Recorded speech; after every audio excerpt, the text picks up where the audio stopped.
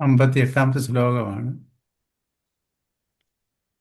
യഥാ സംഹരതി ചായം കൂർമോങ്കാനീവ സർവശം ഇന്ദ്രിയാണിന്ദ്രിയാർത്ഥേഭ്യ തസ്യ പ്രജ്ഞാ പ്രതിഷ്ഠിത. എപ്പോൾ ഈ യോഗി എല്ലാ വിഷയങ്ങളിൽ നിന്നും അവയവങ്ങളെ എന്ന പോലെ ഇന്ദ്രിയങ്ങളെ പിൻവലിക്കുവോ എന്നുവോ അപ്പോൾ അയാളുടെ പ്രജ്ഞ സ്ഥിരമത്രേ. അപകടകാരികളായ വിഷയങ്ങളിൽ നിന്ന് ഇന്ദ്രിയങ്ങളെ അതിസമർത്ഥമായി പിൻവലിക്കാൻ സ്ഥിതപ്രജ്ഞന് കഴിയുമെന്ന് ഒന്നാന്തരം ഒരു ഉപമയിലൂടെ വ്യക്തമാക്കുന്നു.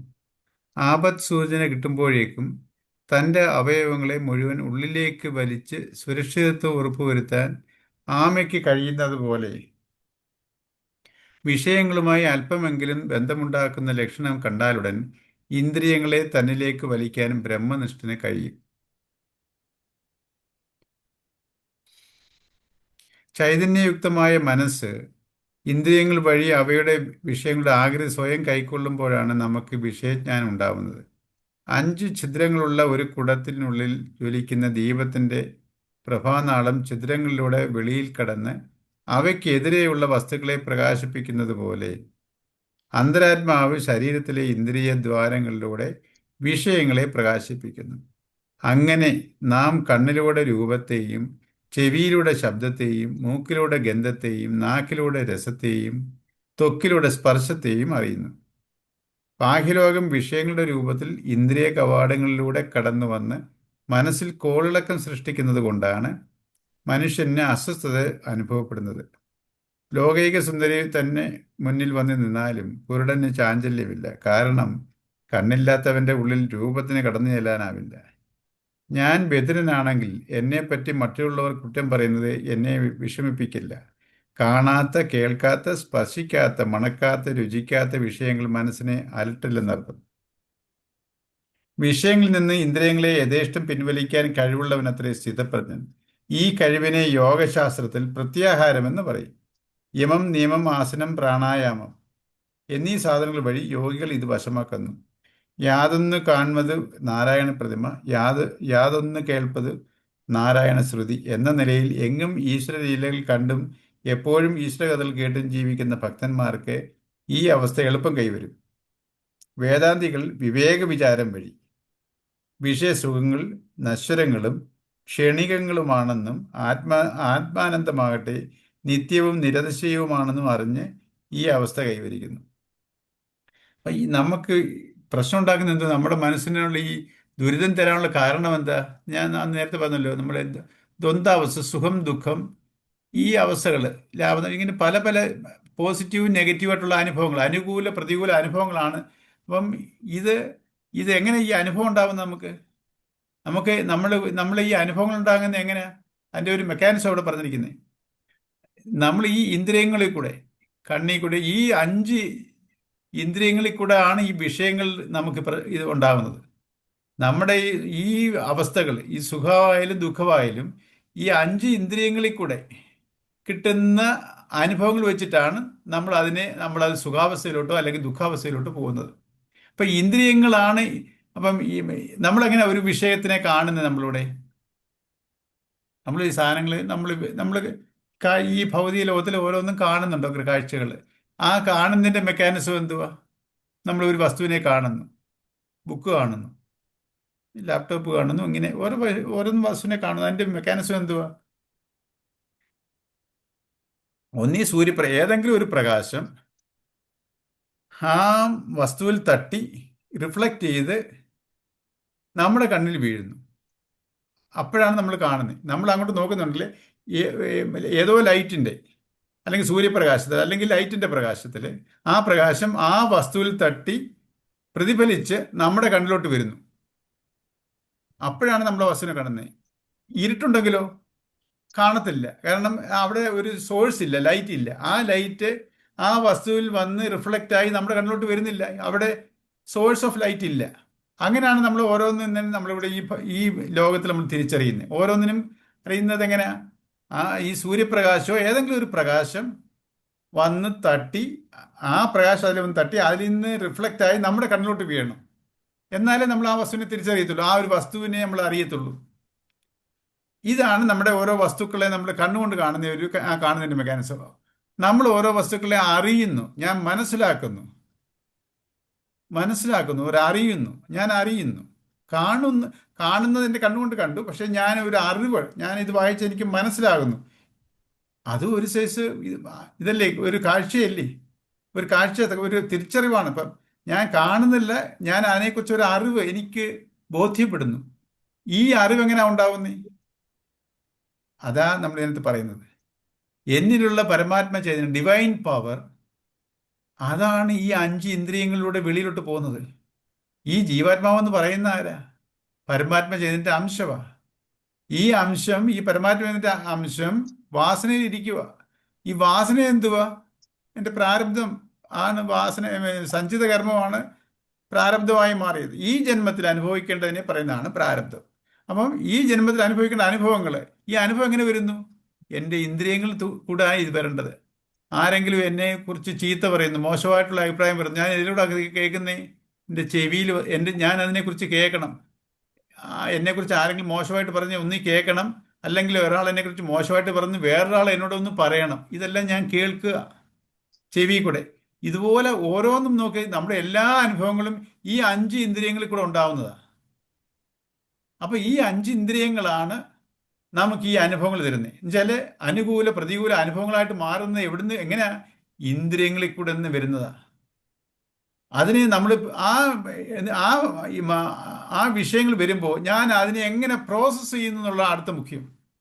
അപ്പം ഒരാമ, എന്തിനാ ഇവിടെ ഇതിനെ ആമയായിട്ട് കമ്പയർ ചെയ്തിരിക്കുക?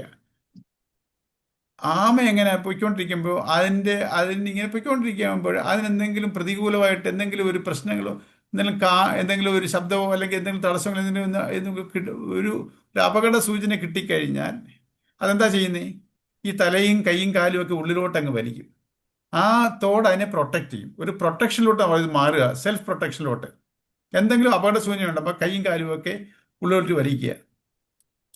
എന്നും പറയുന്ന പോലെ നമ്മളും ചെയ്യണമെന്ന് പറയുക കൃഷ്ണൻ. ഒരു ആമ എങ്ങനെയാ പ്രതികരിക്കുന്നേ അപകട സൂചനയൊക്കെ കിട്ടുമ്പോഴേ? ഇതുപോലെ നമ്മുടെ അപകട സൂചന, നമുക്ക് ദുരിതാവസ്ഥ, നമ്മൾ ചിലത് ഈ അനുഭവങ്ങൾ ഉണ്ടാവുന്നു, അനുകൂല പ്രതികൂല അനുഭവങ്ങൾ ഉണ്ടാകുമ്പോൾ എനിക്ക് അപ്പം നമ്മളെ ഈ ഇന്ദ്രിയങ്ങളെ, ഇപ്പം ഞാൻ ഒരാൾ എന്നെക്കുറിച്ച് മോശമായിട്ട് പറയുന്നത് കേൾക്കുന്നു. അപ്പോൾ ഈ കേട്ടത് ഞാൻ വന്ന് എങ്ങനെ പ്രോസസ് ചെയ്തെന്നാണ് അടുത്തത്. ഈ കേട്ടതിന് ഞാൻ കേട്ടില്ലായിരുന്നെങ്കിലോ എനിക്ക് പ്രശ്നമില്ല. അപ്പം ഈ കേട്ടതിനോട് ഞാൻ എങ്ങനെ പ്രതികരിക്കണം, അവിടാണ് വിവേകം വരുന്നത്. അപ്പം ഞാൻ ചില അവസ്ഥകളിലോട്ട് പെട്ടുപോകുമ്പോഴേ ഞാൻ അറിയാതെ ചെയ്തു പോകും. അപ്പം ഇന്ദ്രിയങ്ങളെ നമ്മളെ പിടിച്ചു വലിച്ചുകൊണ്ട് പോകരുത്. ഇന്ദ്രിയ സുഖത്തിൻ്റെ പുറകെ നമ്മൾ പിടിച്ചു പോകാതെ നമ്മളെ കൺട്രോൾ ചെയ്യുന്ന ഒരു വിവേക മനസ്സാണ്. പക്ഷേ ഈ ഇന്ദ്രിയങ്ങളെ അനാവശ്യമായിട്ട് എടുത്ത് വിട്ടുകളഞ്ഞാലോ നമുക്ക് ഒത്തിരി സ്ട്രെയിൻ ചെയ്യേണ്ടി വരും. അപ്പം നമ്മൾ സംയമനം പാലിക്കണം. ഈ സംയമനം പാലിക്കുന്നത് ഇന്ദ്രിയങ്ങളിൽ കൂടെ. നമ്മൾ ഈ വെളിയിലുള്ളതുമായിട്ട് പ്രതികരിക്കുന്നതെല്ലാം ഈ ഇന്ദ്രിയങ്ങളിൽ കൂടെ. അപ്പൊ ഈ ഇന്ദ്രിയങ്ങൾ സംയമനം പാലിക്കുന്നതാണ്. ഈ സംയമനം പാലിക്കുന്നതാണ് വിഡ്രോവൽ. ഈ 5 ഇന്ദ്രിയങ്ങളിൽ കൂടെയും ഞാൻ അതിനെ സംയമനം പാലിക്കുന്ന ഒരു പ്രോസസ്സ് പറയാം. ആമ ചെയ്യുന്നത് പോലെ ഇന്ദ്രിയങ്ങൾ നമ്മൾ ഈ കേട്ടതിനോടെല്ലാം പ്രതികരിക്കാൻ പോയാൽ വലിയ പ്രശ്നമല്ലേ? നമ്മളെന്തെല്ലാം ഇപ്പൊ നമ്മളൊരു വഴി കൂടെ നടന്നു പോകുന്നു, നമ്മളെ നോക്കിയാൽ ഒരു പ്രാന്തനോ അല്ലെങ്കിൽ തലയ്ക്ക് സ്ഥിരമില്ലാത്ത ആള് എന്തെങ്കിലുമൊക്കെ പറഞ്ഞ് ചെയ്ത് നമ്മൾ അതിനെ പ്രതികരിക്കാൻ പോവോ? അപ്പം അപ്പം അതിന് ഏതിനാണ് ഇമ്പോർട്ടൻസ് കൊടുക്കുന്നത്, ഏതിനാണ് ഇമ്പോർട്ടൻസ് കൊടുക്കേണ്ടാത്ത ഈ അറിഞ്ഞ് നമ്മൾ അതിനനുസരിച്ച്, അല്ലാതെ എന്നോട് പറഞ്ഞാൽ അതിൻ്റെ ഒരു വിശകലനം ചെയ്യാതെ നമ്മൾ പ്രതികരിക്കുമ്പോൾ നമ്മൾ ആവശ്യമില്ലാത്ത പ്രശ്നങ്ങളോട്ട് ചെന്ന് ചാടും. അപ്പം ഇന്ദ്രിയ സംയമനം, അതാ നമ്മൾ വേറൊരു ഇതിൽ വരുമ്പോൾ പറയും ശമം ദമം എന്നൊക്കെ നമ്മൾ ഇനി പഠിക്കും. ശമവും ദമവും. ശമം മനസ്സിനെ അടക്കുന്നതാണ്, ശമിപ്പിക്കുന്നത്, മനസ്സിനെ അതിനെ സംയമനം പാലിക്കുന്നത്. ഇന്ദ്രിയ സംയമനമാണ് ദമം. ശമവും ദമവും ഇത് രണ്ടും നമ്മൾ അഭ്യസിച്ചിരിക്കണം. ഇത് ആമയുടെ ഉദാഹരണം വളരെ ആപ്റ്റാണ് ഇവിടെ. അതുവരെ നമ്മൾ എന്തെങ്കിലുമൊക്കെ പ്രത്യേക സാഹചര്യത്തിൽ പെടുമ്പോൾ നമ്മൾ ഇന്ദ്രിയ സംയമനവും മനസ്സംയമനവും ആവശ്യമില്ലാതെ ഇതാണ് ഇത് വളരെ നമ്മൾ പ്രാക്ടീസ് ചെയ്യേണ്ടതാണ്. ഇത് നമ്മൾ ഈ സപ്രഷൻ അല്ല, നമ്മൾ ബലാത്കാരമേ നമ്മൾ നമ്മൾ ദേഷ്യം കടിച്ചമർത്തിയിരിക്കുവോ, അല്ലെങ്കിൽ നമ്മൾക്ക് ഇങ്ങനെ പ്രഷർ ചെയ്ത് നമ്മൾ തന്നെ പറയാതിരിക്കുന്നു, അതല്ല. നമ്മളിതിനെ വിവേകത്തിൽ ആ സപ്രഷൻ വരുന്നത് എവിടെ വരുന്നേ? ഞാൻ എമോഷൻസിലാവുമ്പോൾ എനിക്ക് സപ്രഷൻ ചെയ്തേ പറ്റൂ. നമ്മളെല്ലാം എമോഷൻ ഇരിക്കുമ്പോൾ വെളി കാണിക്കാനും പറ്റത്തില്ല, നമ്മളങ്ങ് അടക്കും. വിഷമമായാലും, അല്ലെങ്കിൽ അസൂയായാലും, അല്ലെങ്കിൽ നിരാശയായാലും, അല്ലെങ്കിൽ ദേഷ്യമായാലും, ഇതെല്ലാം നമ്മളിങ്ങനെ അടക്കും. മറ്റുള്ളവർ കാണുന്ന അറിയത്തില്ല നമ്മൾ ബലാത്കാരമാണ്. ഇത് നമ്മൾ വിവേകത്തിലല്ലത്. അതാ പറഞ്ഞത്, അത് നമുക്ക് കൂടുതൽ കൂടുതൽ പ്രശ്നങ്ങൾ തരുത്തേ ഉള്ളൂ. നമുക്ക് ടെൻഷൻ, സ്ട്രെസ് കൂടും. ഇപ്പൊ നമ്മൾ ഈ കാര്യങ്ങളെ, ഈ ലൈഫിന്റെ ഞാൻ എങ്ങനെ പ്രതികരിക്കണം, ഈ മനസ്സെന്താണ്, ഞാൻ ആരാണ്, എൻ്റെ ഈ മനസ്സ്, ഈ ശരീരം, നമ്മളിപ്പോൾ ഈ ഓർഡിനറി ആയിട്ട് വെച്ചിരിക്കുന്നത് ഞാൻ ശരീരമാണ്, എൻ്റെ മനസ്സാണ്, എൻ്റെ മനസ്സും ബുദ്ധിയൊക്കെയാണ്. ഇതല്ല ഞാൻ, ഇത് രണ്ടും ഒരു ഇൻസ്ട്രുമെന്റ് ആണെന്നും ഞാൻ ഇതിന്റെ ഈശ്വരന്റെ അംശമാണെന്നൊക്കെ നമ്മൾ കാര്യങ്ങളൊക്കെ മനസ്സിലാക്കുമ്പോഴോ നമ്മൾ ഇത് ആ നിരന്തര ചിന്തന ഉണ്ടെങ്കിൽ നമ്മൾ ഈ ഇന്ദ്രിയത്തിനെയും മനസ്സിനെയൊക്കെ നമ്മൾ മാനേജ് ചെയ്യാൻ പഠിക്കും. അല്ലെങ്കിലോ ഇതിൻ്റെ രണ്ടിൻ്റെയും അടിമയായിട്ട് ഞാനങ്ങ് ഈ ഈഗോയുടെ അടിമയും. ഈഗോ പറയുന്നു അത് നമ്മളെ കൊണ്ട് ദുരിതത്തിലോട്ടേ കൊണ്ടുപോകത്തുള്ളൂ. ഈ ഇന്ദ്രിയ സുഖങ്ങളെല്ലാം നമുക്കറിയാം, ഈ നൈമിഷികമായി, പക്ഷെ അതിൻ്റെ പുറകെ പോയി നമ്മൾ നശിക്കും. നാശം വെച്ചത് ദുരിതം, അതാ നാശം. ആ നാശം പല രീതിയിൽ അനുഭവിക്കും. ചിലര് വികാരത്തിലെടുത്ത് എന്തെങ്കിലും പ്രവർത്തിച്ച് ജീവിതേ ഇല്ലാതാവും, അല്ലെങ്കിലോ ഭയങ്കര ദുരിതത്തിലോട്ട് പോകും. അപ്പൊ ഈ ഇന്ദ്രിയത്തിനെയും മനസ്സിനെയൊക്കെ സംയമനം പാലിക്കുക. അതാ എങ്ങനെ വേണം ആ മനസ്സംയമനവും ഇന്ദ്രിയ സംയമനവും, ഇത് രണ്ടും പരിശീലിക്കേണ്ട ഒരു ഇതാ. നമ്മൾ ഇന്ദ്രിയങ്ങളെ നമ്മൾ മാനേജ് ചെയ്യാൻ പഠിക്കണം. സപ്രഷൻ അല്ല ഉദ്ദേശിക്കുന്നത് ഇവിടെ, മാനേജ്മെന്റ്. ഇതൊക്കെ അപകടകാരികളായ വിഷയങ്ങളിൽ നിന്ന് ഇന്ദ്രിയങ്ങളെ അതിസമർത്ഥമായി പിൻവലിക്കാൻ സ്ഥിതപ്രജ്ഞ. നമ്മൾ പരിശീലിച്ച് നമുക്ക് പിന്നെ പ്രശ്നമേ ഇല്ല. നമ്മൾ എല്ലാ സിറ്റുവേഷൻസിനും നമ്മൾ മാനേജ് ചെയ്യാൻ പഠിക്കും.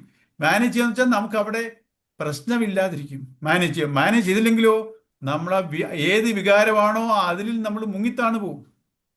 പിന്നെ നമുക്ക് വലിയ പ്രശ്നമാണ്. പിന്നെ നമുക്ക് ശരിക്കുള്ള വിവേകം കിട്ടത്തില്ല. നമ്മൾ എന്തൊക്കെയോ ചെയ്ത് കൂട്ടും. അതിൻ്റെ ഒരു സീക്വൻസ് അടുത്ത കുറേ കഴിഞ്ഞ് വരുന്നുണ്ട്. നമ്മൾ എങ്ങനെയാണ് വികാരത്തിൽ ഇങ്ങനെ നമ്മൾ നാശത്തിലോട്ട് പോകുന്ന ഓരോ അവസ്ഥകൾ എന്നത്ത് പറയുന്നുണ്ട്. അപ്പോൾ നമ്മളെ ഈ ഇന്ദ്രിയ സംയമനം എങ്ങനെ പാലിക്കും? ആമ പിൻവലിക്കുന്ന പോലെ നമ്മൾ പരിശീലിക്കണം. ആമയുടെ കൈയും കാലും തലയാ പിൻവലിക്കുന്നത്. ഇതെന്തുവാ? നമ്മുടെ ഇന്ദ്രിയങ്ങൾ. ആ 5 ഇന്ദ്രിയങ്ങളിൽ കൂടാണ് നമുക്ക് എല്ലാ അനുകൂല പ്രതികൂല അനുഭവങ്ങളും ഉണ്ടാകുന്നത്. അപ്പോൾ ഇതിനെ മാനേജ് ചെയ്ത് ഇതിനെ എൻ്റെ മനസ്സ് പ്രോസസ് ചെയ്യും. വികാരത്തിലിരിക്കാതെ വിവേകത്തിൽ, അവിടാണ് നമ്മൾ ഇതിനനുസരിച്ച് നമ്മൾ കർമ്മം ചെയ്യും. ഓരോ ഇന്ദ്രിയ സുഖത്തിനും അനുസരിച്ചാണ് ഞാൻ കർമ്മം ചെയ്യുന്നുണ്ട്. ആ കർമ്മം ചെയ്യുന്നത് എങ്ങനെ വേണം? ഇന്ദ്രിയ സുഖത്തിന് ഇന്ദ്രിയങ്ങൾക്ക് അടിമപ്പെട്ട് ചെയ്യണോ എന്നുവെച്ചാൽ വികാരത്തിന്. ഈ വികാരം എന്ന് വെച്ചാൽ എൻ്റെ ഈ ഇന്ദ്രിയങ്ങളാണ് ഈ വികാരത്തിൽ നിന്നാണ് ഇന്ദ്രിയത്തിലോട്ട് പോകുന്നത്. മനസ്സാണ് അത് പറഞ്ഞ് എങ്ങനെയാ പോകുന്നതെന്നുള്ള അർത്ഥം ഇത് പറയുന്നുണ്ട്. അപകടകാരികളെ വിഷയങ്ങളിൽ നിന്ന് ഇന്ദ്രിയങ്ങളെ അതിസമർത്ഥമായി പിൻവലിക്കാൻ സ്ഥിതപ്രജ്ഞന് കഴിയുമെന്ന് ഒന്നാന്തരം ഒരു ഉപമയിലൂടെ വ്യക്തമാകുന്നു. ആപത് സൂചന കിട്ടുമ്പോഴേക്കും തൻ്റെ അവയവങ്ങളെ മുഴുവൻ ഉള്ളിലേക്ക് വലിച്ച് സുരക്ഷിതത്വം ഉറപ്പുവരുത്താൻ ആമയ്ക്ക് കഴിയുന്നത് പോലെ വിഷയങ്ങളുമായി അല്പമെങ്കിലും ബന്ധമുണ്ടാക്കുന്ന ലക്ഷണം കണ്ടാലുടൻ ഇന്ദ്രിയങ്ങളെ തന്നിൽ നിന്ന് വലിക്കാൻ ബ്രഹ്മനിഷ്ഠ കഴിയും. ഇപ്പം നമുക്ക് ഏതെങ്കിലും ഒരു ഇന്ദ്രിയ ദിസുഖത്തിൻ്റെ നമ്മളൊരു അഡിക്ഷനിലോട്ട് പോകത്തില്ല. നമ്മൾ അതിനെ മാനേജ് ചെയ്യാൻ പഠിക്കും. അപ്പം നമ്മൾ അതിനകത്ത് വിഡ്രോവൽ, നമ്മൾ തന്നെ അതിനെ അത് സപ്രഷനല്ല. ചൈതന്യയുക്തമായ മനസ്സ് ഇന്ദ്രിയങ്ങൾ വഴി അവയുടെ വിഷയങ്ങളുടെ ആഗ്രഹം സ്വയം കൈക്കൊള്ളുമ്പോഴാണ് നമുക്ക് വിഷയജ്ഞാനം ഉണ്ടാവുന്നത്. 5 ഛിദ്രങ്ങളുള്ള ഒരു കുടത്തിനുള്ളിൽ ജലിക്കുന്ന ദീപത്തിന്റെ പ്രഭാതളം ഛിദ്രങ്ങളിലൂടെ വെളിയിൽ കടന്ന് അവയ്ക്കെതിരെയുള്ള വസ്തുക്കളെ പ്രകാശിപ്പിക്കുന്നത് പോലെ ഉള്ളിലുള്ള ഡിവൈൻ പവർ, ആ അന്തരാത്മാവ് ശരീരത്തിലെ ഇന്ദ്രിയദ്വാരങ്ങളിലൂടെ വെളിയിലോട്ട് ഇന്ദ്രിയദ്വാരങ്ങളിലൂടെ വെളിയിലുള്ള വിഷയങ്ങളെ പ്രകാശിപ്പിക്കുന്നു. അങ്ങനെ നാം കണ്ണിലൂടെ രൂപത്തെയും, ചെവിയിലൂടെ ശബ്ദത്തെയും, മൂക്കിലൂടെ ഗന്ധത്തെയും, നാക്കിലൂടെ രസത്തെയും, ത്വക്കിലൂടെ സ്പർശത്തെ അറിയുന്നു. അപ്പം നമ്മൾ ഈ ഉള്ളിലൊഴിക്കുന്ന ആ ജീവാത്മാവിൻ്റെ ആ പ്രഭ കൊണ്ടാണ് നമ്മുടെ ഈ മനസ്സ് പോയി ഗ്രഹിക്കുന്നത്. എവിടെ നിന്നെന്തോ ഗ്രഹിക്കുക? ഈ പ്രപഞ്ചത്തിലുള്ള വിഷയങ്ങൾ അതുമായിട്ട് ഇന്ററാക്ട് ചെയ്യുക. അപ്പം അങ്ങനെ നമ്മൾ ഓരോ വിഷയങ്ങളെയും അറിയുന്നു. ഈ 5 ഇന്ദ്രിയങ്ങളിൽ കൂടെയും പോയി ഈ വിഷയങ്ങളെ ഞാൻ തിരിച്ചറിയുന്നു. എൻ്റെ വിഷയങ്ങളാണ്. അതുമായിട്ട് ഞാൻ എങ്ങനെ ഇന്ററാക്ട് ചെയ്യണം എന്നുള്ളതാണ് പറഞ്ഞത്. അതെങ്ങനെ വേണം എന്നുള്ളതാണ് കൃഷ്ണൻ നമ്മൾ ഇത് മൊത്തം പഠിച്ചുകൊണ്ടിരിക്കുന്നത്. ഇതിൻ്റെ പ്രോസസ്സിങ്ങിനാണ് നടക്കുന്നത്. അപ്പോൾ നമ്മൾ ബേസിക്കായി എവിടൊക്കെയാണോ നമ്മൾ ചെയ്യേണ്ടത് അവിടെയൊക്കെ നമ്മൾ ഇത് കൊണ്ടുവന്നേ പറ്റും. ഇന്ദ്രിയത്തിൻ്റെ ലെവലില്, മനസ്സിൻ്റെ ലെവലില്, ഇതാണ് പിന്നെ നമ്മൾ കർമ്മം ചെയ്യുന്നതിനുള്ള ഏത് മനോഭാവത്തിൽ അതിന് ആ ഓരോ രീതിയിലുള്ള പ്രോസസ്സ് നമ്മൾ മനസ്സിലാക്കി തരിക. ബാഹ്യലോകം വിഷയങ്ങളുടെ രൂപത്തിൽ ഇന്ദ്രിയ കവാടങ്ങളിലൂടെ കടന്നു വന്ന് മനസ്സിനെ കോളങ്ങൾ സൃഷ്ടിക്കുന്നതുകൊണ്ടാണ് മനുഷ്യന് അസ്വസ്ഥത അനുഭവപ്പെടുന്നത്. അപ്പൊ നമ്മൾ ഈ പ്രശ്നങ്ങൾ കൊണ്ടാണ് നമുക്ക് അത് ഒരു നമ്മുടെ വിക്ഷിപ്തം ഉണ്ടാകും, പ്രക്ഷോഭം എന്നുവെച്ചാൽ എന്തുവാ, വികാരങ്ങൾ അങ്ങനെ തള്ളിച്ച ഉണ്ടാകുന്നത്. നമ്മൾ ഈ ഉള്ളിലിരിക്കുന്ന പരമാത്മ ചൈതന്യന്റെ അംശം അതാണ് നമ്മളെ ഈ മനസ്സിൽ കൂടെ വെളിയിൽ പോയി ഇന്ദ്രിയങ്ങളിൽ കൂടെ വെളിയിൽ പോയി വിഷയങ്ങളെ ഗ്രഹിക്കുക. അങ്ങനെയാണ് ഞാൻ ഓരോന്ന് അറിയുന്നത്. വെളിയിലുള്ള വസ്തുക്കളെ നമ്മൾ എങ്ങനെ അറിയുന്നു? സൂര്യപ്രകാശത്തിലോ അല്ലെങ്കിൽ ലൈറ്റിന്റെ പ്രകാശത്തിലോ. പക്ഷെ ഇത് ഞാൻ ഓരോ ഈ വിഷയങ്ങളെ ഞാൻ എങ്ങനെയാണ് ഗ്രഹിക്കുന്നത്? ഓരോന്നിനെയും എൻ്റെ ഈ ഉള്ളിലുള്ള ചൈതന്യം അതിൻ്റെ വെളിച്ചത്തില്ല, അതിൻ്റെ പവറില്ല. അതാ ഒരു കുടത്തിനകത്തിരിക്കുന്ന ഒരു ലൈറ്റ്, ഒരു ഒരു ഒരു മെഴുകുതിരി കത്തിച്ചൊരു കുടത്തില്ല, ആ കുടത്തിന് 5 ദ്വാരങ്ങളുണ്ടെന്നിരിക്കട്ടെ. ഈ 5 ദ്വാരങ്ങൾ കൂടെയും പ്രകാശം വെളിയിൽ വരും. അതിൻ്റെ വെളിയിലുള്ള ഏതൊക്കെ വസ്തുക്കൾ അതിനെ പ്രകാശിപ്പിക്കും എന്ന് പറയുന്ന പോലെ എൻ്റെ ഉള്ളിൽ ഒഴിക്കുന്ന ആ ഡിവൈൻ പവറാണ്, ആ കോൺഷ്യസ് ബോധ ഊർജമാണ്, ബോധ ചൈതന്യമാണ് ഈ ഇന്ദ്രിയങ്ങളിൽ കൂടെ വെളിയിൽ പോയി വിഷയങ്ങളെ ഗ്രഹിക്കുന്നത്. അപ്പം ഈ വിഷയങ്ങൾ എന്ന് വെച്ചാൽ എൻ്റെ വാസനയായിട്ട് ബന്ധപ്പെട്ടതാ. എനിക്ക് ഇഷ്ടമുള്ളതേ ഞാൻ പോകത്തുള്ളൂ, എടുക്കത്തുള്ളൂ. അപ്പം അതാ എൻ്റെ ഇഷ്ടാനിഷ്ടങ്ങൾക്ക് അനുസരിച്ചാണ് ഞാൻ വിഷയങ്ങളെ എടുക്കുന്നത്. ഓരോരുത്തരുടെയും വാസനകൾ വ്യത്യസ്തമാണ്, ഓരോരുത്തരുടെയും ആഗ്രഹങ്ങളും വ്യത്യസ്തമാണ്. ഈ വാസനയ്ക്കനുസരിച്ചുള്ള വിഷയങ്ങളെ ഓരോരുത്തരും കണ്ടെത്തും. എന്നിട്ട് അതിനെ ഞാൻ വികാരത്തിൽ പ്രതികരിച്ചിട്ടുണ്ടെങ്കിൽ എനിക്ക് ദുരിതത്തിലോട്ട് പോകാം, വിവേകത്തിൽ പ്രതികരിച്ചാൽ എനിക്ക് സ്വസ്ഥതയിലോട്ടും പോകാം. ആ പ്രോസസ്സ് അതിനകത്ത് പറഞ്ഞു. വിഷയങ്ങളിൽ നിന്ന് ഇന്ദ്രിയങ്ങളെ യഥേഷ്ടം പിൻവലിക്കാൻ കഴിവുള്ള ഈ കഴിവിനെ യോഗശാസ്ത്ര പ്രത്യാഹാരം എന്ന് പറയുന്നത്, നമ്മൾ അതിനെ വിഡ്രോ ചെയ്യുന്നതിന്. ഈ പ്രത്യാഹാരം എന്ന് പറഞ്ഞാല് എന്തുവാ? വിഷയങ്ങളിൽ നിന്ന് ഇന്ദ്രിയ സംയമനം പാലിക്കുന്നതിനെ ആ പ്രോസസ് പ്രത്യാഹാരം എന്ന് പറയുന്നത്. യമം, നിയമം, ആസനം, പ്രാണ, ഇത് യോഗാസനത്തിൽ ഹഠയോഗത്തിൽ പറയുന്നതാണ്. യമം, നിയമം, ആസനം, പ്രാണായാമം. അടുത്ത സ്റ്റെപ്പാണ് പ്രത്യാഹാരം. പിന്നെ ധാരണ, അങ്ങനെ ഒരു 7-8 സ്റ്റെപ്പുണ്ട്. പ്രാണായാമം എന്നീ സാധനങ്ങൾ വഴി യോഗികൾ ഇത് വശമാക്കുന്നു. ഈ രീതിയിൽ വേണം നമ്മൾ വിഷയങ്ങളെ അപ്രോച്ച് ചെയ്യാൻ എന്ന് പറയുക. ഒരു ആമ എങ്ങനെയാണ് സന്ധികൾ വരുമ്പോഴേ എങ്ങനെയാണ് അതിൻ്റെ കൈയും കാലും തലയൊക്കെ ഉള്ളിലോട്ട് വലിക്കുന്നത്, അതേപോലെ നമ്മൾ ഇന്ദ്രിയങ്ങളെ സംയമനം പാലിക്കാൻ നമ്മൾ പരിശീലിക്കണം. ഇതാണ് ഈ ശ്ലോകത്തിൽ പറയുന്നത്. അടുത്ത ശ്ലോകം. വിഷയാ വിനിവർത്തന്തേ നിരാഹാരസ്യ ദേഹിനാം രസവർജം രസോപ്യസ്യ പരം ദൃഷ്ട്വാ നിവർത്തതേ. ആഹാരം ചില വിഷയങ്ങൾ ഭുജിക്കാത്തവന് വിഷയങ്ങൾ വിട്ടുമാറുന്നു, എങ്കിലും അവയിലുള്ള രസം കാമന നശിക്കുന്നില്ല. അയാളുടെ ആ കാമനയും പരമാത്മനെ ദർശിക്കുമ്പോൾ നീങ്ങുന്നു. ശരീരരോഗം മൂലമോ മനോവ്യാകുലത മൂലമോ പലരും വിഷയങ്ങളിൽ നിന്ന് ഇന്ദ്രിയങ്ങളെ പിൻവലിക്കാറുണ്ട്. അത് പ്രത്യാഹാരമല്ല, താൽക്കാലികമായ വിഷയവൈമുഖ്യം മാത്രം. കാരണം അവരുടെ ഉള്ളിൽ നിന്ന് വിഷയരസം ഭോഗേച്ഛ വിട്ടുപോയിട്ടില്ല. യോഗിയുടെ അവസ്ഥയും ഇതുപോലെ താൽക്കാലികം മാത്രമാണോ? വിഷയങ്ങളിൽ നിന്ന് ഇന്ദ്രിയങ്ങളെ അവർ പിൻവലിക്കുന്നുവെങ്കിലും തക്ക സന്ദർഭം വരുമ്പോൾ വിഷയങ്ങളുടെ നേരെ പ്രലോഭങ്ങൾ അവരും കുടുങ്ങിപ്പോവില്ലേ? ആ സംശയത്തെ ഇവിടെ ദൂരീകരിക്കുന്നു. അതാ പറഞ്ഞു. നമ്മൾ ഈ ശബരിമല പോകുമ്പോഴൊക്കെ നമ്മൾ 41 ദിവസം വ്രതം എടുക്കും.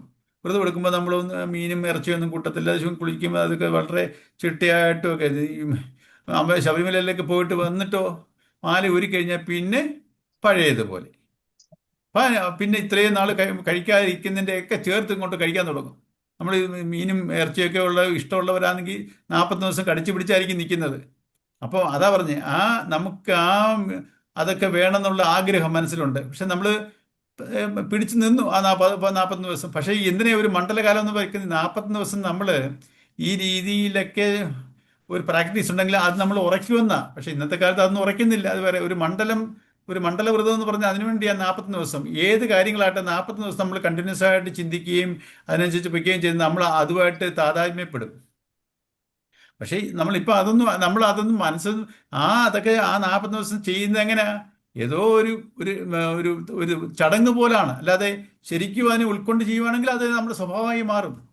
പക്ഷെ ഇതൊക്കെ നമ്മൾ ജസ്റ്റ് ഒരു ചടങ്ങ് പോലാണ്. നമ്മൾ മീനും ഇറച്ചിയൊക്കെ കൂട്ടാതിരിക്കുന്നത് ഈ 40 ദിവസത്തിന് വേണ്ടി മാത്രം എന്നുള്ളതാണ്. ഇത് കഴിഞ്ഞാൽ എനിക്ക് കൂട്ടാവല്ലോ എന്നുള്ളൊരു ഇതിലാണ് നമ്മൾ ഈ വ്രതം നോക്കുന്നത്. അത് കഴിഞ്ഞാൽ പിന്നെയും അതാ ഇതിൻ്റെ കാമന, ഈ രസം, ഈ ഭോഗേച്ഛ, ഇത് ഇത് ഈ അനുഭവം എനിക്ക് വരണം. ആ സുഖം, ഓരോ ഇന്ദ്രിയ സുഖമാണ് ഇതൊക്കെ.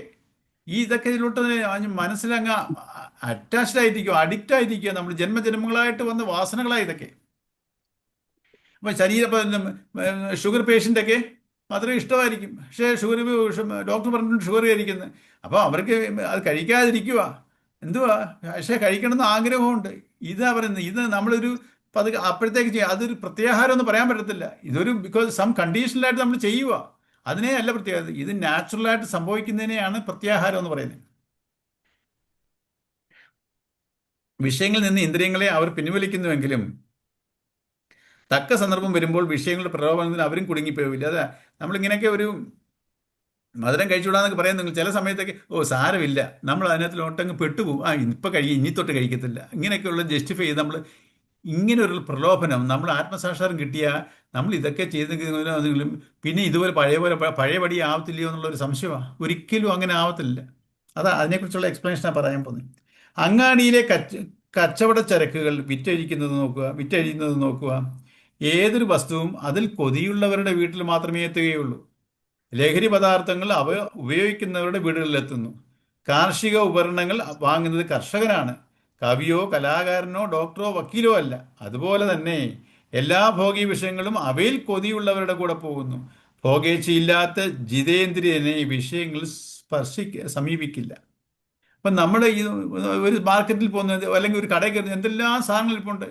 അവരവരുടെ താല്പര്യവും നമ്മുടെ ഇഷ്ടങ്ങളും അനുസരിച്ച് നമ്മൾ ആ കടയിൽ സാധനങ്ങളെല്ലാം വാങ്ങിക്കഴിഞ്ഞ് നമുക്ക് എവിടെയൊക്കെ എന്തൊക്കെയാണ് നമുക്ക് എനിക്ക് ഏതാണ് താല്പര്യം, എൻ്റെ വാസന എങ്ങനെ, ഓരോരുത്തരുടെയും വാസനയ്ക്കനുസരിച്ചും ആ ഇഷ്ടത്തിനും അനുസരിച്ചാണത് വാങ്ങിക്കുന്നത്. ഓരോരുത്തരുടെയും ഇന്ദ്രിയ സുഖം എങ്ങനെയാ അത്. ഇപ്പം കുടിയന്മാരൊക്കെ ആണെങ്കിൽ അവർ ലിക്കർ വാങ്ങിക്കും, അവരുടെ കണ്ണതിലോട്ടായിരിക്കും. അപ്പം ഇന്ന് പറഞ്ഞ പോലെ ഓരോന്നിലും ഓരോന്നിലും ഓരോരുത്തരും ഓരോ രീതിയാണ്. ഓരോരുത്തരുടെയും ആസക്തി പല രീതിയിലാണ്.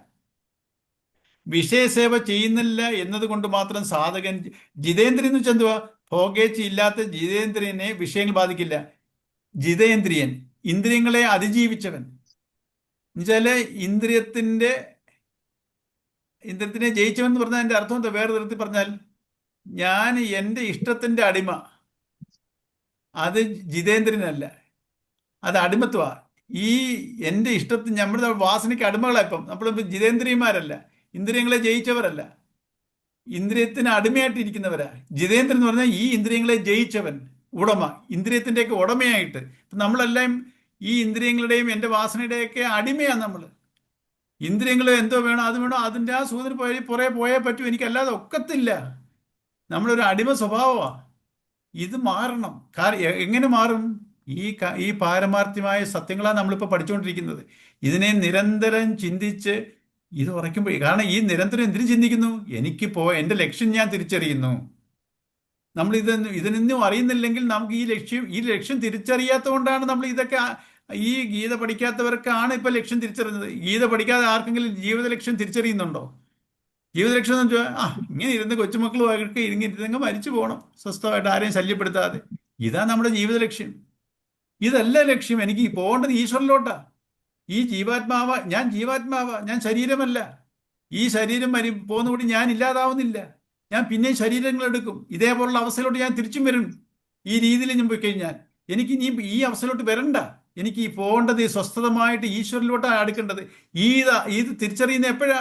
ഈ പാരമാർത്ഥ സത്യങ്ങളെ അറിയുമ്പോഴാ, ഒരു ഗുരുവിൽ നിന്നോ ശാസ്ത്രങ്ങളിൽ നിന്നോ അറിയുമ്പോഴാണ് നമ്മൾ മനസ്സ് തിരിച്ചറിയുന്നത്. അതുവരെ എല്ലാം അറിയാവുന്നുള്ളൊരു ഭാവമാണ് നമുക്ക്. എനിക്ക് അറിയാൻ പറ്റാത്ത കാര്യം എന്താ? ഒന്നുമില്ല. പക്ഷെ ഈ അറിവ് നമുക്ക് ഒരു ഗുരുവിൽ നിന്നോ ശാസ്ത്രത്തിൽ നിന്നോ അല്ലാതെ ആർക്കും കിട്ടത്തില്ല. അതൊക്കെ നമ്മുടെ ഒരു മിഥ്യാധാരണയാണ്. എല്ലാം അറിയാവുന്നുള്ളത്. നമ്മൾ വിചാരിക്കും എൻ്റെ കർത്തവ്യങ്ങൾ ചെയ്യുന്നില്ലയോ, ഞാൻ തീർത്ഥാടനം ചെയ്യുന്നില്ലയോ, എല്ലാവർക്കും ഉപകാരം ചെയ്യുന്നു, എന്നാ കഴിയുന്ന പോലെ എല്ലാവർക്കും ചെയ്യുന്നുണ്ട്, ഞാൻ ഈശ്വര വിശ്വാസിയാണ്. ഈശ്വരൻ എന്ന് പറഞ്ഞ കൺസെപ്റ്റ് പോലും നമ്മൾ ഈശ്വരൻ എന്നിൽ നിന്ന് അന്യമാണെന്നാണ് നമ്മളെല്ലാവരും വിചാരിക്കുന്നത്. ഞാൻ ഈശ്വരനാണെന്ന് ആരെങ്കിലും ചിന്തിക്കുന്നുണ്ടോ? നമ്മൾ ഇതിലേക്ക് വായിക്കുമ്പോഴല്ലേ ഇതിനെക്കുറിച്ചൊക്കെയുള്ള അറിവ് കിട്ടുന്നുള്ളൂ. അത് വെറും ഒരു വിശ്വാസമല്ലേ ഈ പറയുന്നതൊക്കെ? ഇതൊക്കെ യാഥാർത്ഥ്യമാണെന്ന് നമ്മൾ ചിന്തിച്ച് നോക്കുമ്പോൾ നമുക്ക് മനസ്സിൽ കൺവിക്ഷൻ വരുന്നു. അപ്പം ഇതൊക്കെ ഇതിനെക്കുറിച്ച് വരുമ്പോഴാണ് നമ്മുടെ ജന്മം ഉയരാൻ തുടങ്ങുന്നത്. ജീവാത്മാവിൻ്റെ ഉയർച്ച വരുന്നത്. അതെങ്ങോട്ടാ? ഈ കോൺഷ്യസ് പവറിലോട്ട് അടുക്കുകയാണ്. അതുവരെയോ നമ്മൾ ഈ പ്രപഞ്ചത്തിൽ കടന്ന് ചുറ്റിത്തിരിയും. പുനരപി ജനനം പുനരപി മരണം എന്നുള്ള രീതിയിൽ വിഷയസേവ ചെയ്യുന്നത് എന്നതുകൊണ്ട് മാത്രം സാധനം ജിതേന്ദ്രനാവുന്നില്ല. വിഷയച്ച മനസ്സിന് പൂർണ്ണമായും തുടച്ചു നീക്കാൻ വളരെ വിഷമമാണ്. നമ്മൾ വിഷയം പെട്ടെന്ന് തുറച്ചു അത്രയ്ക്ക് ജന്മങ്ങൾ ജന്മജന്മങ്ങളായിട്ട് നമ്മൾ ഉണ്ടായിച്ചിരിക്കുന്ന വാസനകളായത്. ഈ ജനിച്ചപ്പോൾ തുടങ്ങിയ വാസനകളല്ല നമ്മൾ പൂർവ്വജന്മവാസത്തിൽ കൊണ്ടുവന്നിരിക്കുക അവിടെ. അത് ഭയങ്കര ഒരു കട്ടിയുള്ള ഒരു മറയാണത്. എതിനെ മറയ്ക്കുന്നു? എന്നിലുള്ള ഈശ്വര ചൈതന്യത്തെ മനസ്സിൽ നിന്ന് പൂർണ്ണമായും തുടച്ചേക്കാൻ വളരെ വിഷമമാണ്. ഇന്ദ്രിയ രാമന്മാരായി വിഷയസേവയിൽ മുഴുകി എത്രയോ ജന്മങ്ങൾ നാം പിന്നിട്ടു കഴിഞ്ഞിരിക്കേ എത്രമാത്രം വിഷയവാസം നമ്മൾ തങ്ങി നിൽക്കുന്നുണ്ടാവണം. അവ സാധകനെ വീണ്ടും വിഷയലോലുപനാക്കില്ലേ? ഇല്ല, പേടിക്കണ്ട. പരമാത്മ ദർശനം ലഭിക്കുന്നതോടെ അവയെല്ലാം വിട്ടൊഴിയും, അഥവാ വറുത്ത വിത്ത് പോലെ നിർവീര്യമായി തീരും എന്ന് കൃഷ്ണൻ സാധകരെ ആശ്വസിപ്പിക്കുന്നു. വിത്തും വെച്ചാല് ആ വിത്ത്, സാധാരണ വിത്ത് എന്തുവാ? അത് മുളയ്ക്കും. ആ അനുകൂല സാഹചര്യം വരുമ്പോൾ അത് മുളയ്ക്കും. നമ്മൾ ഈ വിഷയവാസനകളെല്ലാം കടക്കുമ്പോഴേ അതിനൊരു അനുകൂല സാഹചര്യം വരുമ്പോൾ അത് പുറത്തു ചാടും. പക്ഷെ ഇത് പുറത്ത് ചാടാതിരിക്കണം എന്നുണ്ടെങ്കിലോ, അങ്ങനെ ഒരു വാസന നശിക്കണം എന്നുണ്ടെങ്കിലോ, ഒരു വിത്ത് ഒരു വിത്തായിട്ടിരിക്കുക, അതിന് അനുകൂല വെള്ളവും അതിൻ്റെ അനുകൂല സാഹചര്യം വരുമ്പോൾ അത് മുളച്ചു വരും. അത് എവിടെ ആയാലും. അപ്പൊ ഈ അനുകൂല എന്തുവാ? അപ്പൊ അതിനുള്ളിൽ ആ വിഷയമുണ്ട്. അപ്പൊ എന്ന് പറയുന്ന പോലെ നമ്മുടെ വാസനകൾ വരാതിരിക്കണം എന്നുണ്ടെങ്കിലോ, ഒരു വിത്തിനെ വറുത്തുന്നിരിക്കട്ടെ, പിന്നെ അത് എവിടെ അനുകൂല സാഹചര്യം വന്ന് അത് മുളയ്ക്കുവോ? ഇല്ല. എന്ന് പറയുന്ന പോലെ നമ്മളിലുള്ള വിഷയവാസന എപ്പോഴാണ് അത് ഇല്ലാതാവുന്നേ? ഞാൻ ഈ പ്രാക്ടീസിൽ കൂടെ എൻ്റെ മനസ്സ് ഈശ്വരനിൽ ഉറച്ചു കഴിയുമ്പോൾ അത് പിന്നെ നിർവീര്യമായി പോവും, വാനിഷായി പോവും. അതാ ജ്ഞാനാഗ്നിയിൽ ഇതെല്ലാം കത്തിപ്പോവും. ഇതൊരു പരമാർത്ഥമാണ്. കാരണം ഇത് നമ്മുടെ അനുഭവമായിട്ട് വരും. നിങ്ങൾ പ്രാക്ടീസ് ചെയ്ത് നോക്കുമ്പോൾ നിങ്ങൾക്ക് മനസ്സിലാവും നമ്മുടെ ഓരോ ഇഷ്ടങ്ങൾ പിന്നെ ഇഷ്ടമല്ലാതായിട്ട് നമ്മളായിട്ട് മാറ്റണ്ട. നമ്മളിപ്പോഴെങ്ങനെ ശബരിമല പോകുമ്പോഴേ ഇഷ്ടമുള്ള മീനും ഇറച്ചിയും ഒന്നും നമ്മൾ മനഃപൂർവ്വം കൂട്ടാതിരിക്കുക. പക്ഷേ ഇത് കാണുമ്പോൾ ഒരു സമയത്ത് കാണുമ്പോൾ നമുക്ക് അയ്യോ ഇത് കഴിക്കാനൊക്കത്തില്ല, അങ്ങനെ ആ ഒരു നമ്മൾ വരും. നമ്മൾ ഇതിനോട് നിന്ന് മാറും. നമ്മളായിട്ട് നിർത്തണ്ട. ഈ കാര്യങ്ങളെ ഗ്രഹിച്ച് മുന്നോട്ട് പോകുമ്പോൾ നമ്മളിൽ ഈ ഗുണങ്ങളെല്ലാം വന്നു തുടങ്ങും. നമ്മളായിട്ട് ഉണ്ടാക്കേണ്ടതല്ല. ഉണ്ടാക്കേണ്ടത് ഒരേ ഒരു കാര്യം, നമ്മുടെ മനസ്സിനെ നിരന്തരം ഓർമ്മിപ്പിക്കുക, ഞാൻ ഈശ്വരൻ്റെ അംശമാണെന്നും ഞാൻ ഈ ശരീരമല്ലെന്നും ഈ സ്വാർത്ഥ താല്പര്യങ്ങളെല്ലാം എന്നെ ഈശ്വരനിൽ നിന്നും അകത്തി കൊണ്ടുപോകുമെന്നും. ഈ ബ്രോഡായിട്ട് സൂക്ഷ്മമായിട്ട് ചിന്തിക്കുന്ന ബ്രോഡായിട്ട്. ഞാനിപ്പോൾ ഈ സൂക്ഷ്മമായിട്ട് ചിന്തിക്കാന്ന് അർത്ഥം ഞാൻ അന്ന് പറഞ്ഞു. സൂക്ഷ്മമായി ചിന്തിക്കാന്ന് അർത്ഥം ബ്രോഡായി ചിന്തിക്കാന്നുള്ളതാണ്. നാരോ ആയിട്ട് ചിന്തിക്കാന്ന് വെച്ചാൽ എന്താ? സങ്കുചിതമായി ചിന്തിക്കാന്ന് വെച്ചാൽ എൻ്റെ സ്വാർത്ഥത, ഞാനേ, എൻ്റെ അഹന്ത, മമത. ഇതിൽ ചിന്തിച്ചാൽ ഞാൻ ജന്മങ്ങളെ കൂട്ടും. ഞാൻ ശരീരബുദ്ധിയിലിരിക്കും, ദേഹം ബുദ്ധിയിൽ. ഞാൻ ബ്രോഡായിട്ട് ചിന്തിക്കുമ്പോൾ ഞാൻ പരമാത്മ ചൈതന്യം, ഞാൻ എല്ലാവരെയും ഉൾക്കൊള്ളും. ഈ ഒരു കൺസെപ്റ്റിൽ വേണം നമ്മൾ ഇതെല്ലാം. ഇതിനെല്ലാം എനിക്ക് ഉറപ്പായി വരുമ്പോൾ ഞാൻ അങ്ങനെ ആയി തീർന്നോളും. നമ്മൾ ആക്കേണ്ട കാര്യമില്ല. നമ്മൾ ഈ നിരന്തരം ഈ സത്യങ്ങളെ മനനം ചെയ്ത് എന്നിൽ ഒരു ഉറപ്പ് വന്നു കഴിഞ്ഞാൽ ഞാൻ ഇതെല്ലാം അതിജീവിച്ചിരിക്കും. ഞാൻ ഇതിനെൻ്റെ എല്ലാവരും മാസ്റ്ററായിട്ട് മാറും. ഇപ്പം ഞാനൊരു സ്ലേവായിട്ട് ജീവിച്ചുകൊണ്ടിരിക്കുക. എൻ്റെ തന്നെ വാസനയുടെ, അവരവരുടെ വാസനയുടെ സ്ലേവാണ് ഓരോരുത്തരും. അത് നമ്മൾ മനസ്സിലാക്കണം. നമ്മളിപ്പോൾ വിചാരിക്കുന്നത് ഞാൻ എൻ്റെ ഫ്രീഡം അനുസരിച്ച്, എൻ്റെ ഫ്രീഡത്തിനെ ഞാൻ ആർക്കും നമ്മളങ്ങ് വിചാരിക്കുക നമ്മൾ ഭയങ്കര ഫ്രീഡത്തിൽ ഇരിക്കുവാന്ന്. എനിക്ക് എൻ്റെ ഫ്രീഡം, എൻ്റെ ഈ രീതിയിൽ എനിക്കൊക്കെ ഞാൻ വെറും ഒരു അടിമത്വ ജീവിതമാണ് നയിക്കുന്നത്. എവിടെ ആയാലും ഏത് സാഹചര്യത്തിലായാലും നമ്മൾ ഇതൊക്കെ പ്രാക്ടീസ് വരുമ്പോഴാണ് നമ്മളൊരു മാസ്റ്ററായിട്ട് മാറുന്നത്. ഈ മാസ്റ്റർ എന്ന് പറഞ്ഞാൽ അൾട്ടിമേറ്റ് നമ്മളൊരു ഗുരു. നമ്മൾ അതിലോട്ട് ലയിക്കുന്ന ഒരു സ്റ്റേജിലോട്ട് വരിക. ഇത് പ്രാക്ടീസ് വരുമ്പോഴേ ഇത് നമ്മുടെ എല്ലാം ഒരു അനുഭവം. നമുക്ക് ഇതെല്ലാം ഈ പറയുന്നത് വെറും പറച്ചിലല്ല. അവസ്ഥാത്രയത്തിലെ അനുഭവങ്ങളുടെ വെളിച്ചത്തിൽ നോക്കിയാൽ തന്നെ ഇക്കാര്യത്തിൽ സംശയിക്കേണ്ട. അവസ്ഥാത്രയം എന്ന് പറഞ്ഞാൽ ജാഗ്രത, സ്വപ്ന, സുഷുപ്തി, അവസ്ഥാത്രയം. 3 അവസ്ഥകളാണ് നമുക്കറിയാവുന്നത്. ജാഗ്രാവസ്ഥ, സ്വപ്നാവസ്ഥ, സുഷുപ്തി, ഗാഠനിദ്ര. അവസ്ഥാത്രയത്തിലെ അനുഭവങ്ങളുടെ വെളിച്ചത്തിൽ നോക്കിയാൽ തന്നെ ഇക്കാര്യത്തിൽ സംശയിക്കേണ്ടതില്ല. ഒരവസ്ഥയിലെ അനുഭവം മറ്റൊരവസ്ഥയിൽ സത്യമല്ലെന്ന് നാം കാണുന്നു. ഞാനൊരു കോടീശ്വരനാണെന്ന് സ്വപ്നം കണ്ടേക്കാം. ജാഗ്രതയിൽ എൻ്റെ ദാരിദ്ര്യത്തെ നീക്കാൻ അതിനാവില്ലല്ലോ. ഒരു മഹാദരിദ്രൻ എന്ന നിലയിൽ ജാഗ്രതയിൽ ഞാൻ അനുഭവിക്കുന്ന വിഷമങ്ങൾ സ്വപ്നത്തിലെ കോടീശ്വരനായി എന്നെ തീണ്ടുകയുമില്ല. ജാഗ്രത, സ്വപ്ന, സുഷുപ്തികൾ മാറി മാറി അനുഭവിച്ച് വട്ടം ചുറ്റി കൊണ്ടിരിക്കുന്ന ഈ ജീവന് ഒരുപാട് മലിനവാസങ്ങൾക്ക് ഉടമയാണെന്നത് ശരി തന്നെ. എന്നാൽ അവസ്ഥാത്രയം കടന്ന് തുര്യത്തിലേക്ക് ഈശ്വരാനുഭൂതിയിലേക്ക് ഉണരുമ്പോൾ വാസനകളൊക്കെയും വിട്ടൊഴിയുന്നു. അതാ നമുക്കിപ്പോൾ അറിയാവുന്ന മൂന്ന് അവസ്ഥകളിൽ ജാഗ്രതയും സ്വപ്നവും സുഷുപ്തിയും മാത്രമാണ്. ഇനി ഒരവസ്ഥയുണ്ട്. ഇപ്പം നമുക്കറിയാമല്ലോ, നമ്മൾ ജാഗ്രതയായിട്ട് നമ്മൾ ഉണർന്നു നിൽക്കുന്ന അവസ്ഥ, നമ്മൾ കർമ്മങ്ങൾ ചെയ്യുന്നു പറയും. എന്നിട്ട് പിന്നെ നമുക്ക് ഈ ജാഗ്രത അവസ്ഥ നമുക്ക് ഈ അവസ്ഥയിൽ അങ്ങനെ കണ്ടിന്യൂ ചെയ്യാൻ പറ്റുമോ? നമ്മൾ ഈ ഒരു അവസ്ഥ നമ്മൾ കഴിയും, നമ്മൾ ഉറക്കത്തിലോട്ട് എത്ര പിടിച്ചു നിന്നാലും കുറേ കഴിയുമ്പോൾ ഒരു ശരി കഴിഞ്ഞാൽ നമ്മൾ ഉറക്കത്തിലോട്ട് പോയിരിക്കും, വേറൊരു അവസ്ഥയിലോട്ട് നമ്മൾ വന്നിരിക്കും. ആ ഞാൻ ഈ ജാഗ്രതയിൽ നിന്ന് സ്വപ്നത്തിലോട്ട് വരുമ്പോൾ എന്തുവാ, ഒരു ഡീപ്പ് സ്ലീപ്പ് ആയിരിക്കത്തില്ല ആദ്യമേ, അതൊരു മയക്കത്തിലോട്ടാണ് ഞാൻ പോന്നെ. ഈ മയക്കത്തിലോട്ട് പോകുന്ന അവസ്ഥയിലാണ് എനിക്ക് സ്വപ്നങ്ങൾ വരും. അത് പകലായാലും രാത്രിയിലായാലും നമ്മൾ ഈ മയക്കത്തിൻ്റെ അവസ്ഥയിലാണ് ഞാൻ സ്വപ്നാവസ്ഥയിലോട്ട് പോകുന്നത്. ഈ സ്വപ്നാവസ്ഥയും കഴിഞ്ഞ് കുറച്ചു നേരം നിലനിൽക്കും. അത് പിന്നെ ഞാൻ ഡീപ്പ് സ്ലീപ്പിലോട്ട്, ഗാഠനിദ്രയിലോട്ട് പോകും. അതാ സുഷുപ്തി. ഈ മൂന്ന് അവസ്ഥകൾ നമുക്കറിയാം. ഞാൻ ജാഗ്രത അവസ്ഥയിലിരിക്കുന്നുണ്ട്, ഞാൻ സ്വപ്നം കാണുന്നുണ്ട്, ഞാൻ ഒന്നും അറിയാതെ ഞാൻ കടന്ന് നല്ല അറിയാൻ വയ്യാത്ത ഉറക്കമായിരുന്നു, നല്ല സുഖമായിരുന്നു. അപ്പൊ ആ ഗാഠനിദ്രയില് നല്ലപോലെ ഉറങ്ങുന്ന സമയത്ത് നമ്മൾ ഉറങ്ങി എഴുന്നേറ്റ് പറയും, സുഖമായിട്ട് ഉറങ്ങി. ഡീപ്പ് സ്ലീപ്പ് കിട്ടിയില്ലെങ്കിലോ, ഇന്നലത്തെ ഉറക്കം ശരിയായില്ല, എനിക്ക് ഒരു സുഖവും കിട്ടിയില്ല, സ്വസ്ഥതയില്ല. മറ്റേ ഡീപ്പ് സ്ലീപ്പ് കിട്ടിയാലോ, ഇന്നലെ രാത്രി ശരിക്കും ഉറങ്ങി, നല്ല സുഖമായിട്ട് ഉറങ്ങി. നമ്മൾ ഈ ഉറങ്ങി കിടന്നപ്പോൾ ആ സുഖം അറിഞ്ഞോ? ഇല്ല. ഞാൻ ഡീപ്പ് സ്ലീപ്പിൽ ഞാൻ നല്ല സുഖം, ഞാനിങ്ങനെ ഡീപ്പ് സ്ലീപ്പ് നല്ല നല്ല ഉറക്കമാണ്, എനിക്ക് നല്ല സുഖമാണെന്നുള്ള അറിവ് ആ ഉറക്കത്തിൽ എനിക്ക് കിട്ടിയോ? ഇല്ല. പക്ഷെ ഉണർന്നു കഴിഞ്ഞപ്പോൾ ഞാൻ അറിയുന്നു ഞാൻ ആ ഉറങ്ങിയ സമയം എനിക്ക് നല്ല സുഖമായിരുന്നു എന്ന്. അതാ ഈ ഉറക്കത്തിൽ ജീവാത്മാവ് ഉണ്ട്. ആ ജീവാത്മാവാണ് നമുക്ക് ഈ ജാഗ്രതയിലോട്ട് ഉണർന്നു വന്നപ്പോഴേ ഞാൻ സുഖമായിട്ടാണെന്ന് ഉറങ്ങിയുള്ള ഒരു അറിവ് ആ ജീവാത്മാവിനുണ്ട്. ഈ സുഖം എവിടുന്ന് കിട്ടി? ഏതെങ്കിലും ഒരു ഇന്ദ്രിയ സുഖമായിരുന്നോ അത്? നമുക്ക് സുഖം എന്ന് പറഞ്ഞാൽ ഏതെങ്കിലും ഒരു ഇന്ദ്രിയത്തിൽ കൂടെ കിട്ടുന്ന സുഖമാണല്ലോ സുഖമായിട്ട് നമ്മളിപ്പോൾ അറിയാവുന്നത്. പക്ഷെ നമ്മൾ ഗാഠമായിട്ട് ഉറങ്ങുമ്പോൾ ഡീപ്പ് സ്ലീപ്പിൽ നമുക്ക് കിട്ടുന്ന ഒരു സുഖമുണ്ടല്ലോ, അത് എവിടുന്ന് കിട്ടിയതാ? നിങ്ങൾക്ക് പറയാൻ പറ്റുമോ?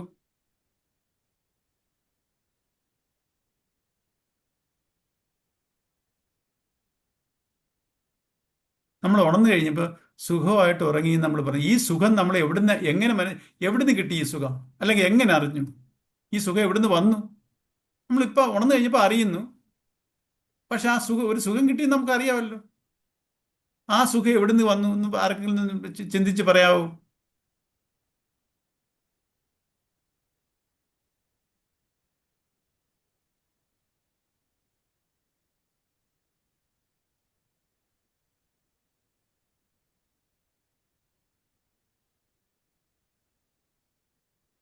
അന്നേരം ആ ചൈതന്യം നമ്മളിൽ ഉള്ളതുകൊണ്ടാ ഗാഠനിദ്രയിലും ഉള്ളിനുള്ളിൽ നമ്മള് ചൈതന്യം നമ്മൾ നിൽക്കുന്നുണ്ടാ നമ്മൾ അങ്ങനെ ഉറങ്ങിക്കഴിഞ്ഞ് നമുക്ക് അങ്ങനെ തോന്നുന്നത്. അതെ, എന്നുവെച്ചാലേ നമ്മൾ ഈ സുഖം കിട്ടിയേക്കുന്ന പരമാത്മ ചൈതന്യത്തിൽ നിന്നാണ്.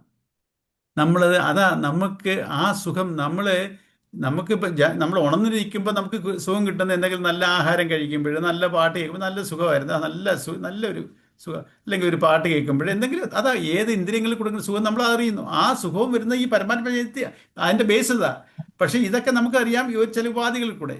ആ ഉറക്ക സമയത്ത് ഒരു ഉപാധിയും ഇല്ല, ഒരു ഇന്ദ്രിയങ്ങളും വർക്ക് ചെയ്യുന്നില്ല. അപ്പോൾ ഞാനെന്ന് പറയുന്നത് ഈ ജീവാത്മാവാണ്. ജീവാത്മാവെന്ന് പറയുന്നത് എന്തുവാ? പരമാത്മാവിൻ്റെ അംശം വാസനയിൽ പ്രതിഫലിപ്പിച്ചപ്പോഴാണ് മനസ്സിൽ കൂടെയും ചില സൂക്ഷ്മ ശരീരത്തിൽ കൂടെയും സ്ഥൂല ശരീരത്തിൽ കൂടെയും പ്രകടമാകുകയാണ് ജീവാത്മാവ്. ഇത് രണ്ട് എക്യുപ്മെന്റാണ്. ഡീപ്പ് സ്ലീപ്പില് ഈ രണ്ട് എക്യുപ്മെന്റും ഇല്ല. സ്ഥൂല ശരീരം അവിടെ കിടക്കുകയാണ്, അവിടെ ഒരു ബോധമില്ലാതെ കിടക്കുക. ബോധചിന്തയില്ല. സൂക്ഷ്മ ശരീരം, ആ സ്ഥൂല ശരീരത്തിനെ പ്രവർത്തിപ്പിക്കുന്ന ആരാ? എൻ്റെ സൂക്ഷ്മ ശരീരമാണ്. ഞാൻ പറഞ്ഞല്ലോ, നമ്മൾ ആദ്യ കാലത്തെങ്കിലും പറഞ്ഞല്ലോ, ഈ മനസ്സിലാണോ ശരീരം ഇരിക്കുന്നത്, ശരീരത്തിലാണോ മനസ്സിലിരിക്കുന്നത് എന്നൊരു ചോദ്യം ഉണ്ടായിരുന്നല്ലോ. ഈ അവ്യക്തമായ മനസ്സിലാണ് ഈ വ്യക്തമായ ശരീരം നിലനിൽക്കുന്നത്. മനസ്സെന്ന് പറയുന്നത് എന്താ? ബോധചിന്ത. ഈ നമ്മൾ ബോധം കെട്ടി വീഴുക എന്ന് പറയുമ്പോൾ എൻ്റെ ബോധചിന്ത വിട്ടു, പക്ഷെ ഞാൻ മരിച്ചിട്ടില്ല. ഈ ബോധചിന്ത വിടുമ്പോൾ ശരീരം തറയെ വീഴും. അപ്പൊ ഈ തറയെ വീഴുമ്പോൾ നിന്നുകൊണ്ടിരുന്ന എന്തുകൊണ്ടാ? ഈ മനസ്സാണ് പിടിച്ചു നിർത്തിയിരുന്നത്. ഈ മനസ്സ് വിട്ടപ്പോഴോ ശരീരം താഴെ വീണു. മനസ്സെന്ന് പറയുന്നത് വെച്ചാൽ ഈ ബോധചിന്ത എന്ന് പറയുന്നത് സൂക്ഷ്മ ശരീരമാണ്. ഈ സൂക്ഷ്മ ശരീരവും സ്ഥൂല ശരീരവും ഡീപ് സ്ലീപ്പിൽ ഇല്ല. സ്ഥൂല ശരീരം ഇനാക്റ്റീവായിട്ട് കിടക്കുക, ജഡം പോലെ കിടക്കുകയാണ്. എൻ്റെ മനസ്സ് പ്രവർത്തിക്കുന്ന ചിന്തകളില്ല. ഇത് രണ്ടുമില്ല. പിന്നെ ഉള്ളതാരാ? ഈ കാരണ ശരീരം മാത്രം. ജീവാത്മാവ് കാരണ ശരീരത്തിലിരിക്കുന്നു. ഈ കാരണ ശരീരം വെച്ചാൽ വാസന. ജീവാത്മാവും പരമാത്മ ചൈതന്യവും മാത്രമേ ഉള്ളൂ അവിടെ. പക്ഷെ ഇത് രണ്ടിന്റെ ഇടയ്ക്ക് വാസനയുണ്ട്. അപ്പൊ ഈ ഏറ്റവും പരമാത്മ ചൈതന്യത്തോട് അടുത്തിരിക്കുന്ന ഒരു അവസ്ഥയാ ഗാഠനിദ്ര. പക്ഷെ നമ്മൾ അജ്ഞാനത്തില. അപ്പോഴും നമ്മൾ അറിയുന്നില്ല പരമാത്മ ചൈതന്യത്തിലാണെന്നുള്ള ബോധമില്ലാതിരിക്കുന്ന അവസ്ഥ. ആ ജീവാത്മാവിന് അപ്പം കാരണശരീരം വെച്ചാൽ വാസന മാത്രം. അത് മാത്രമേ ഉള്ളൂ ഈ പരമാത്മ ചൈതന്യത്തിന്റെയും ജീവാത്മ ചൈതന്യത്തിന്റെയും ഇടയ്ക്ക്. അവിടെ വിക്ഷേപങ്ങളില്ല, മനസ്സിന്റെ ചിന്തകൾ, പ്രൊജക്ഷൻ ഇല്ല. ശരീരവും സ്ഥൂല ശരീരവും സൂക്ഷ്മ ശരീരവും അവിടെ ഇനാക്റ്റീവാണ്. എൻ്റെ വാസന മാത്രം അവിടെ എക്സിസ്റ്റ് ചെയ്യുന്നു. അതാണ് എനിക്ക് ആ സുഖം കിട്ടുന്നത്. ഞാൻ ജീവാത്മാവിന് ഏറ്റവും പരമാത്മ ചൈതന്യത്തിനോട് അടുത്ത ഒരു അവസ്ഥയാണ്. ഈ പരമാത്മ ചൈതന്യത്തിൽ കിട്ടുന്ന സുഖമാണ്. ഉണർന്നു കഴിയുമ്പോൾ ഞാൻ സുഖമായി ഉറങ്ങി എന്നുള്ള എനിക്കൊരു അവയർനെസ് വരാൻ കാരണം ഈ പരമാത്മ ചൈതന്യത്തിൽ കിട്ടിയ ജീവാത്മാവ് അറിയുന്നു. ഉറക്കത്തിൽ ഞാൻ അറിഞ്ഞില്ല, എൻ്റെ സൂക്ഷ്മ ശരീരം അറിഞ്ഞില്ല. പക്ഷേ ആ അറിവ് ജീവാത്മാവെ എനിക്കുണ്ടായിരുന്നു. ഉണർന്നു കഴിഞ്ഞപ്പോൾ ആ അറിവ് അറിവിലാണ് ഞാൻ ജീവാത്മാവിരിക്കുന്നത്. ഇന്നലെ സുഖമായി ഉറങ്ങി ഞാൻ. അപ്പൊ ഇതാണ് നമ്മുടെ അവസ്ഥ. അപ്പം ഇത് അജ്ഞാനത്തിലാണ്, വാസനയിലാണ് ഡീപ് സ്ലീപ്പ്. പക്ഷേ ഞാൻ ഈ ജാഗ്രതത്തിലെ ഈ സത്യങ്ങളെ, പരമാത്മ ചൈതന്യത്തിന്റെ അറിവിനെ കുറിച്ചും ഈ ജീവിതത്തിന്റെ സത്യങ്ങളെക്കുറിച്ചൊക്കെ ഞാൻ മനസ്സിലാക്കി നിരന്തര ചിന്തനത്തിൽ കൂടെ എൻ്റെ മനസ്സ് ഇതിൽ ഫിക്സ് ആവുമ്പോഴോ എനിക്ക് ഒരു അവസ്ഥയിലോട്ട് പോയി. ഞാൻ അതിനെ പറയുന്ന തുരീയാവസ്ഥ. ജാഗ്രത, സ്വപ്ന, സുഷുപ്തി, തുരീയം. ഈ തുരീയാവസ്ഥയിലോട്ട് സുഷുപ്തിയിൽ കൂടെ പോകാൻ പറ്റത്തില്ല, ജാഗ്രതയിൽ കൂടെ മാത്രമേ പോകാൻ പറ്റത്തുള്ളൂ. ഞാൻ ജാഗ്രതാവസ്ഥയിൽ എൻ്റെ ബോധ മനസ്സിനെ അത് ഈ തുര്യാവസ്ഥ അതെന്ന് പറഞ്ഞാൽ എൻ്റെ ബോധത്തോടു കൂടിയുള്ള ഉറക്കമാണ്. ഇപ്പോഴത്തെ ഉറക്കം എന്തുവാ? നമ്മുടെ ബോധം വിടും, മനസ്സില്ല. ആ ബോധത്തിൻ്റെ നമുക്ക് അറിവില്ല. ചില സൂക്ഷ്മ ശരീരം അവിടെ ഇല്ല. പക്ഷെ ഈ ബോധത്തിൽ ഞാൻ ബോധമായിട്ടിരിക്കുന്ന ഈ അറിഞ്ഞുകൊണ്ടാണ് ഞാൻ ഈ ഉറക്കമാണത്. പക്ഷേ ബോധത്തിലുള്ള ഉറക്കം.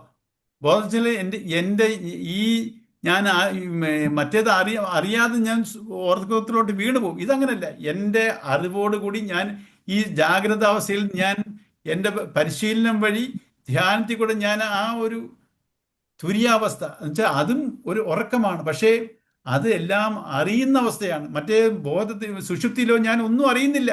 ഇത് ഞാൻ ആ അവസ്ഥയിലോട്ട് പോകും. അതാ ആത്മസാക്ഷാത്കാരം കിട്ടുന്ന അവസ്ഥ, തുര്യാവസ്ഥ, സ്ഥിതപ്രജ്ഞന്റെ അവസ്ഥ. ആ സ്ഥിതപ്രജ്ഞൻ ഈ ലോകത്തിൽ സാധാരണക്കാരൻ്റെ കുട്ടി വ്യവഹരിക്കും, പക്ഷെ ഒരു ഡിസ്റ്റർബൻസും ഇല്ലാതെ. അതാ തുര്യാവസ്ഥ. അതാണ് ജാഗ്രത, സ്വപ്ന, സുഷുപ്തിയിൽ മാറി മാറി അനുഭവിച്ച് വട്ടം ചുറ്റിക്കൊണ്ടിരിക്കുന്ന ജീവൻ ഒരുപാട് മലിനവാസനകൾക്ക് ഉടമയാണെന്നത് ശരി തന്നെ. എന്നാൽ അവസ്ഥാത്രയം കടന്ന് തുര്യത്തിലേക്ക്, ഈശ്വരാനുഭൂതിയിലേക്ക് ഉണരുമ്പോൾ വാസനകളൊക്കെയും വിട്ടൊഴിയുന്നു. ആ തുര്യാവസ്ഥയിൽ നമ്മൾ ഇതൊന്നും ബാധകമല്ല. പക്ഷെ ഈ മറ്റ് 3 അവസ്ഥയിലും ഇതിലാണ് ഇരിക്കുന്നത് നമ്മൾ, ഈ വാസനകളെല്ലാം.